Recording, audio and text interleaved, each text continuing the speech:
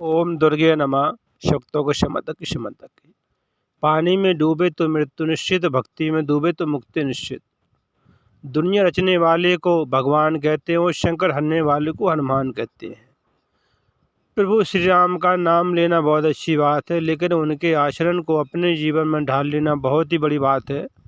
ब्रह्मा जी ने 10 मानस पुत्रों को जन्म दिया, जिनके नाम हैं अत्रि ऋषि, अंगिरा ऋषि, पुलस ऋषि, मारीच ऋषि, पुलह ऋषि, केतु ऋषि, भृगु ऋषि, वशिष्ठ मुनि और दक्ष प्रजापति और नारद मुनि।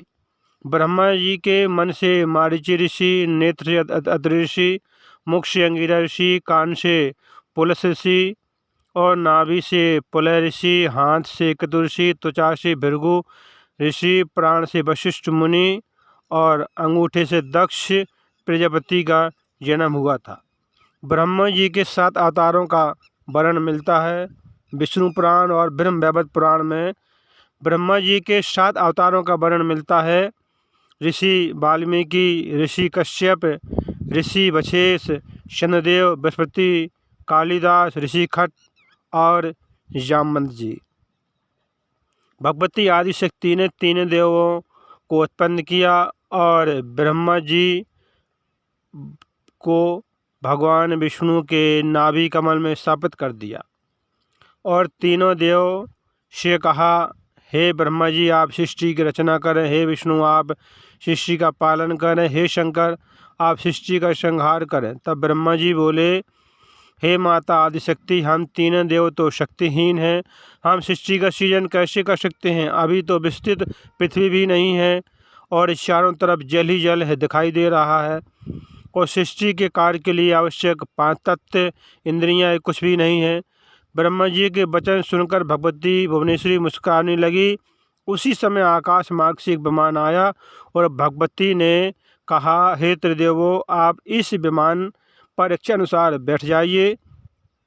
तब तीनों देव उस विमान पर बैठ गए और वह विमान आकाश मार्ग से उड़ा, स्वर्ग में पहुंचा।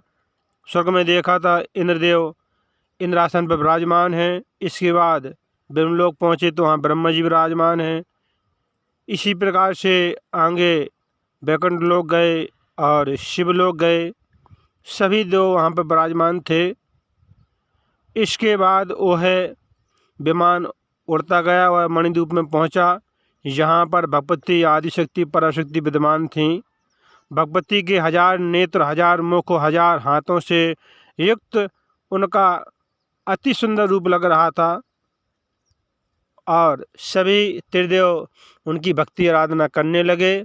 तब माँ भगवती प्रसन्न हुई और माँ भगवती ने अपने शरीर से 3 देवियाँ उत्पन्न की और ब्रह्मा जी को सरस्वती प्रदान की, भगवान विष्णु को लक्ष्मी जी और भगवान शंकर को महाकाली प्रदान की। तीनों देव शक्तिशाली होकर अपने अपने लोक चले गए। मनुष्य का 1 वर्ष पूर्ण होने पर देवताओं का 1 दिन रात होता है और मनुष्य के 360 युग बीतने पर देवताओं का 1 युग होता है। इस प्रकार से 71 युगों का 1 मनवंतर होता है। इंद्र की आयु 1 मनवंतर की होती है। 28 इंद्र के बीतने पर ब्रह्मा जी का 1 दिन रात होता है। 108 वर्ष बीतने पर ब्रह्मा जी की आयु पूर्ण हो जाती है, समय पूरा हो जाता है। उस समय पृथ्वी दिखाई नहीं देती है, चारों तरफ जल ही जल दिखाई देता है, सभी पदार्थ जल में विलीन हो जाते हैं। उस समय ब्रह्मा विष्णु महेश सभी देवता प्रकृति में लीन हो जाते हैं और प्रकृति परम ब्रह्म परमात्मा में समाहित हो जाती है। इस प्रकार से जब सृष्टि का विनाश होता है, ब्रह्मा ने अपनी पत्नी दुर्गा से कहा था कि मैं प्रतिज्ञा करता हूँ कि भविष्य में मैं ब्रह्म किसी को अपने वास्तविक रूप में दर्शन नहीं दूंगा, मैं अदृश्य ही रहूँगा। दुर्गा आप मेरा भेद किसी को मत बताना, मैं गुप्त रहूँगा। और उसी समय कुछ समय बीतने पर ब्रह्मा जी बोले, हे दुर्गा, हे प्रकृति, मैंने तुम्हारे पति के दर्शन किए हैं। और कहा, मैंने तुम्हारे ब्रह्म के दर्शन किए हैं। ब्रह्मा जी झूठ बोल गए ब्रह्मा जी ने उस ब्रह्म के दर्शन नहीं किए थे। तब दुर्गा जी नाराज़ हो गई और ब्रह्मा जी को श्राप दिया, हे ब्रह्मा जी, तुमने झूठ कहा है कि मेरे पति ब्रह्म के दर्शन किए हैं। मैं तुमको श्राप दे रही हूँ, तुम्हारी अब पूजा नहीं होगी। और ब्रह्मा जी की इस कल्प में 112 कल्प में पूजा नहीं हो रही है। ब्रह्मा जी को पहला श्राप मिला। अब चलते हैं दूसरी कथा के अनुसार। एक कथा के अनुसार एक बार ब्रह्मा जी के मन में यज्ञ करने का विचार किया कि मनुष्य का कल्याण करने के लिए ब्रह्मा जी ने धरती पर यज्ञ आरंभ किया, यज्ञ का आयोजन किया पुष्कर क्षेत्र में, और शुभ समय बीत रहा था।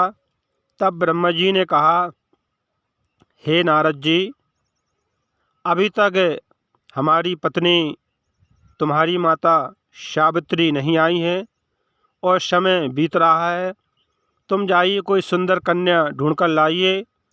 तब नारद जी उसी गांव में गए और एक सुंदर कन्या गात्री ढूंढ कर लाए, और विधि विधान से ब्रह्मा जी ने उस गात्री देवी से विवाह किया। और इसके बाद ब्रह्मा जी यज्ञ पर बैठे और यज्ञ को पूर्ण किया। यज्ञ के सभी मंगल काम पूर्ण हुए, यज्ञ की पूर्णाहुति हुई। इसके बाद देवी सावित्री वहाँ पर आ गईं।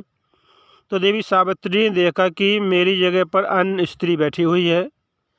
इस बात पर देवी सावित्री बहुत दुखी हुई और देवी सावित्री ने क्रोध में आकर ब्रह्मा जी सहित नारद जी को श्राप दिया, हे नारद मुनि, मैं तुमको श्राप दे रही हूँ। तुमने बिना कुछ सोचे समझे ही अपने पिता के लिए ये स्त्री का चयन किया है।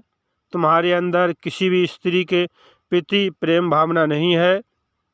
तुमने अपनी माता के साथ धोखा किया है, इसलिए मैं तुम्हें श्राप देती हूँ कि तुम आजीवन कुंवारे ही रहोगे, तुम्हारा कभी विवाह नहीं होगा। फिर सावित्री ने ब्रह्मा जी को श्राप दिया, हे ब्रह्मा जी, तुम्हारी इस पृथ्वी पर पूजा नहीं होगी। तब सभी देवता बहुत दुखी हुए।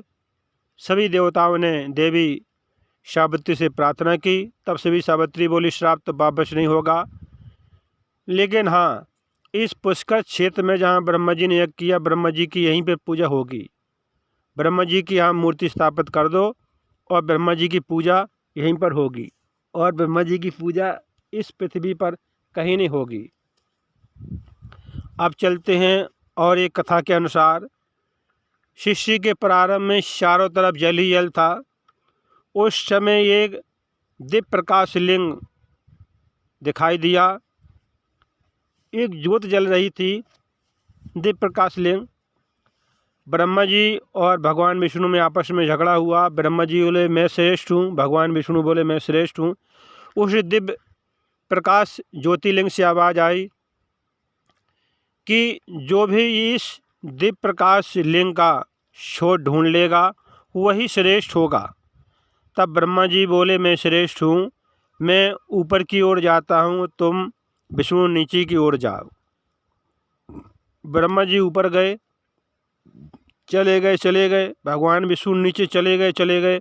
भगवान विष्णु को छोड़ नहीं मिला। तब भगवान विष्णु वापस लौट आए। फिर ब्रह्मा जी बहुत ऊपर चले गए, लेकिन उनको छोड़ नहीं मिला। एक केतकी का फूल वहाँ से ऊपर से आ रहा था, तो ब्रह्मा जी को मिला। तो ब्रह्मा जी ने कहा कि जो भी तुम्हारे मन में हो तुम उसको मांग लो, मैं तुमको प्रदान करूँगा, लेकिन तुम मेरी हाँ में हाँ मिला देना। केतकी का फूल बोला ठीक है। और केतकी का फूल जब भगवान विष्णु के पास पहुँचा, भगवान विष्णु से कहने लगा कि हे विष्णु, तुमने छोर ढूंढ लिया। भगवान विष्णु बोले मुझे इस दिव्य प्रकाश लिंग का छोर नहीं मिला। ब्रह्मा जी बोले मुझे मिल गया, इस केतकी के फूल से पूछ लो। केतकी का फूल बोला हाँ मिल गया।